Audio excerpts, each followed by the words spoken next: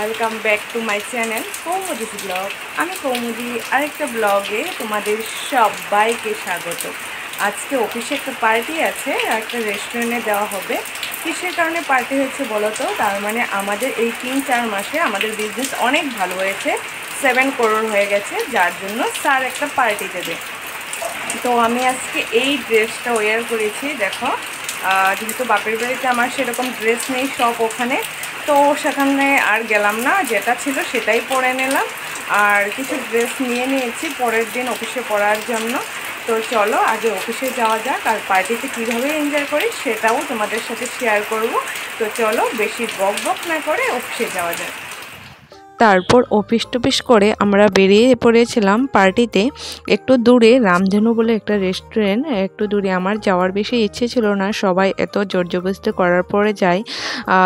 এটা যখন আমি কাজটা করতাম, কিছু কারণবশত আমার কাজটা ছাড়তে হয়েছিল, আমার ছাড়ার ইচ্ছে ছিল না। আমার মোটামুটি সেখানে ভালোই বিজনেস হয়েছিল। প্রথম মাসে, সেকেন্ড মাসেও আমার টার্গেট পূরণ হয়েছিল। আমার কিছু ফ্যামিলি প্রবলেমের জন্য আমার কাজটা ছাড়তে হয়েছিল। তো ভিডিওটা পড়ে আছে বলে ভাবলাম যে ভিডিওটা আপলোড করা যাক। যেহেতু তখন শ্যুট করেছিলাম, আপলোড করব বলে, কিন্তু সময় আর হয়নি। সেখানে টাইমিংটা অনেক ছিল, 9টায় যেতে হতো। বাড়ির থেকে আমি 8:30টায় বেরোতাম, কিন্তু অফিসে পৌঁছতে হতো 9:30টার মধ্যে। একটু লেট করলে চলতো না, যেহেতু অফিস টাইম সিসিটিভি ক্যামেরা ছিল, সবার কারণে ম্যান্ডেটরি ছিল টাইমিংটা। তো যার জন্য প্রবলেম হতো আমার টাইম ধরাটা। আর ডেইলি আমি আপ ডাউন করতাম, সেটাও আর একটা প্রবলেম ছিল। আর হঠাৎ করে আমার শাশুড়ি একটা অসুখ হয়ে যায়। তারপর এখন উনি ভালো আছে ভগবানের আশীর্বাদে। তারপর আমার হাজব্যান্ডে বলে কাজটা ছেড়ে দেওয়ার জন্য, যার জন্য আমি কাজটা ছেড়ে দিই। তারপর কিছুদিন পরেই আবার আমি এইচডিবিতে ডাক পাই, সেখানে আবার জয়েন করি। তো এই যে খুব সুন্দর করে আমরা কাটিয়েছিলাম সেই দিনটা।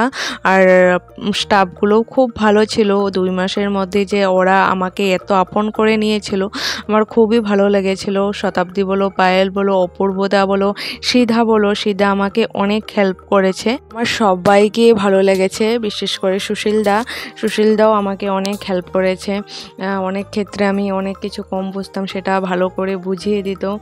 তারপর সিধা আমাকে অনেক বিজনেসও দিয়েছে। তাই দুটো টার্গেট থাকতো, মানে সেদিন আর কি ম্যান্ডেটরি, মানে টার্গেটটা দিতেই হতো, মানে বিজনেসটা। তো বৃহস্পতিবার সোমবার ছিল, সেদিনকে সবাই বিজনেস করবে আর কি, এরকম। তো কোনো সময় যদি আমার না হতো, সিধা আমাকে হেল্প করতো, ও আমাকে কাস্টমার দিত। তো পার্সোনালি বলতে গেলে আমার সবাইকে ভালো লেগেছে এসবিএফসির। আর সত্যি আমি কাজটা ছাড়তে চাইনি, কিন্তু বাধ্য হয়ে আমি কাজটা ছেড়েছিলাম। তো আমার কষ্ট হলেও আমার খুব ভালো লেগেছিল সবাইকে। তো সেদিন রাতে পায়েলের রুমে থাকা হয়। তো এই যে, আর আমি ডেইলি স্কুটি নিয়ে আপ ডাউন করতাম। এরকম পার্টি নাকি ওদের হতেই থাকতো।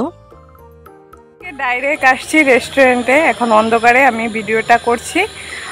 তোমরা দেখতেই পাচ্ছ সবাই ডান্স করেছে। আর আমি এখন ইন্ট্রোটা দিচ্ছি। আজকে পায়েলের রুমে থাকবো আমার কলিগের এখানে, কারণ অনেক রাত্র হয়ে গেছে, যাওয়া সম্ভব হবে না। তো ভিডিওটা দেখতে থাকো। এই যে আমার কলিগ পায়েল আমার রুমে থাকবে, আমার রুমে। তো চলো দেখা হচ্ছে পরে, এখনের জন্য টাটা। তারপর সবার খাওয়া দাওয়া করার পর এখানে আমরা মাছ দেখছিলাম। সত্যি বলতে আমি এখন সবাইকে মিস করি। এই পার্টিটার মেইন রিজন ছিল, মানে এই কয়েকদিনে বিজনেস খুব ভালো হয়েছিল, যার জন্য সুশীলদা এরকম পার্টি নাকি দিয়েই থাকে। তো সব মিলিয়ে তো পার্টিটাতে খুব ভালো করে এনজয় করেছিলাম। তখন হালকা কিছু খাওয়া হয়েছিল। তারপর সুশীলদা আবার পোলাও, মাংস এসব অর্ডার দেয়। আমি পোলাও আর পাঠার মাংস খেয়েছিলাম, বাকি ওরা পনির খেয়েছিল, নান রুটি খেয়েছিল। তো শতাব্দী আমাকে জোরজবরদস্তি করে একটা নান রুটি দেয়। দেখো কত খাবার বেঁচে গেছে। আর এইদিকে অপূর্বদা অসুস্থ হয়ে গেছে, ও আর খাবার খেতে পারছে না। আর সুশীলদা অনেক কিছু খাবার অর্ডার দিয়েছিল। তো এইভাবেই কাটলো দিনটা। কালকের ভিডিওটা যদি তোমাদের একটুকুও ভালো লাগে থাকে, please like, comment and subscribe করে দিও। ভিডিও এখন খুবই কম দেওয়া হচ্ছে, এখন থেকে রেগুলার দেওয়ার চেষ্টা করব। তো চলো তোমাদের সাথে নেক্সট ব্লগে অবশ্যই দেখা হবে। আর আমার ভিডিওটা এত সুন্দর করে ধৈর্য সহকারে দেখার জন্য তোমাদেরকে অসংখ্য ধন্যবাদ। তো আর বেশি বকবক করে না, তো কালকের ভিডিওতে তোমাদের সাথে আবার দেখা হবে, বা কালকে বা পরশু যখনই ভিডিও আসে, আমি বললাম তো রেগুলার দেওয়ার চেষ্টা করব। তো চলো এখনের জন্য টাটা।